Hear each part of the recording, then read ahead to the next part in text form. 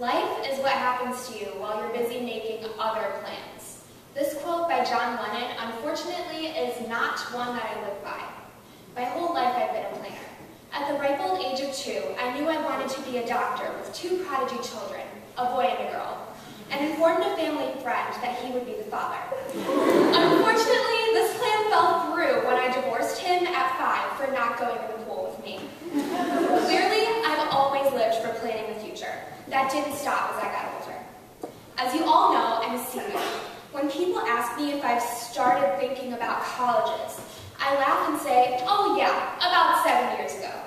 That's not an exaggeration either. My college search began at 10.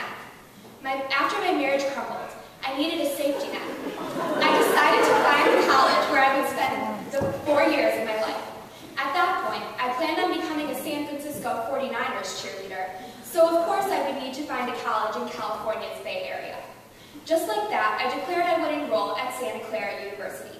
At this point in my life, I was in a phase where I considered myself too cool for school, so my parents bribed me with money and Santa Clara apparel for every good grade I earned. After I got into a very selective private middle school in Chicago, my parents decided to reward my hard work by making a stop at Santa Clara on our West Coast road trip, which happened to fall on my 11th birthday. That was my first ever college visit, among students much older than I was. A year later, after giving up on my intense 11-year-long dance and cheerleading career to begin my first and last season of field hockey, I abruptly decided to act professionally. Yale has one of the best theater departments in the country, and of course my 12-year-old self couldn't settle for anything less than the Ivy League. So I set my sights on Yale, and from then on, I informed everyone in my path. I proudly wore my Yale sweatshirt throughout my last year in Chicago. I told my ambitious plans to all my teachers, friends, and even those who weren't my friends at Elmwood Franklin, and I visited the campus over my birthday during the summer after 8th grade. I must have made my goal clear when I arrived here at Sept for my freshman year. Miss Leas even discussed my capacity to get into Yale, or, in her eyes, my lack thereof. Then came sophomore year, with 3 honors classes and 2 AP courses. The sudden rush of work presented the first real academic challenge I would ever face. At first, I crumbled. I not only didn't get straight A's, but felt that I couldn't. Naturally, as someone who never enjoys the privilege of learning from the present and only focuses on the future, the first image that came to my mind at that point was me opening a very thin envelope from Yale, informing me of my rejection. After that realization, I started to have frequent panic attacks. I would cry myself to sleep at night after receiving a bad grade. I would bail on community service activities because I couldn't pull myself together in time. I also beat myself up constantly for being too dumb. Shortly after the start of the year, I became depressed to the point that I could not physically muster the strength to unzip my Vera Bradley backpack, crack open my Strayer Ways of the World textbook, and read material I would surely fail to understand when it counted. I was facing my biggest fear: mediocrity. Finally, in February, I woke up one morning and decided I was finished with my self-pity party and began to work my hardest to try to salvage the remains of my sophomore year. As my father reassured me at the time, colleges receive transcripts which only include your final grades. After gaining a new confidence and sense of determination to survive this slump, I ended the year on an immensely strong note compared to the one I had started on. Throughout the time of my recovery, I also, like any other student who performed moderately well in the PSAT, got lots of mail from random colleges. Though I only read a select few of those letters, they woke me up to the reality that Yale is not the only college out there. Even more exciting was the fact that something about me, even something as small as my PSAT scores, had caught the attention of the databases of so many of those institutions. And so, the planning continued.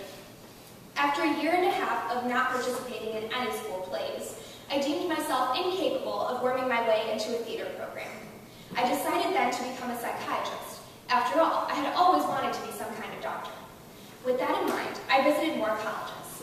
I visited Kenyon College in the spring and fell in love. I visited Vanderbilt over the summer and fell in love. I visited University of Richmond and fell in love. Assuming you've noticed the very obvious pattern here, it became clear after about 6 visits that I had become what I like to call a college cheater, one of those people who loves every school she comes across and only wants to visit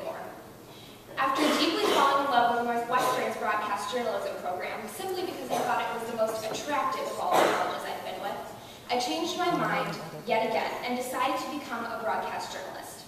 Of course, this would change all the college preferences I had developed before that point, as very few schools have the right programs and networks to allow for success in the broadcast journalism field. And so, I continued to visit, and visit, and visit, until I came to the conclusion that broadcast journalism is too unreliable for me, so we parted ways amicably. With that, I returned to psychiatry, but only until I connected with a manager in New York City who promised me representation if I went to college in the city. And so, I returned to my childhood dream of acting on Broadway. After starting junior year with the same work ethic I forced myself into halfway through sophomore year, my high grades were back and better than ever, and I really enjoyed my classes. With the return of my Yale caliber credentials, I decided not to give up on the Ivy League. With my sights set on New York, I went to visit more schools. Columbia, Barnard, I loved them both, as usual. Then months went by without hearing from this manager, and my passion for acting faded again. It did not take me long to realize my true calling, which still stands today and really was within me all along, the Middle East. Long story short, I want to become a Middle East expert and graduate from college fluent in Arabic. Can you guess how many colleges in the United States offer Arabic at a high enough level for me to be able to achieve that? You could probably count them on two hands. Obviously, this narrowed and changed my search again. The schools I visited this summer include Vanderbilt and Yale for the second time, Wake Forest, Duke, Middlebury, Harvard, and Tufts. Again, I fell in love with all of them. And now that school has started, I'll be visiting Vassar next week, as well as Penn and Cornell in the coming weeks. And with that, I have come to the end of my seminar. Now it's time for me to do what Miss Miller and Dr. Doblin have taught me to do so well over the past 2 years. Critically analyze the last 7 years of my life.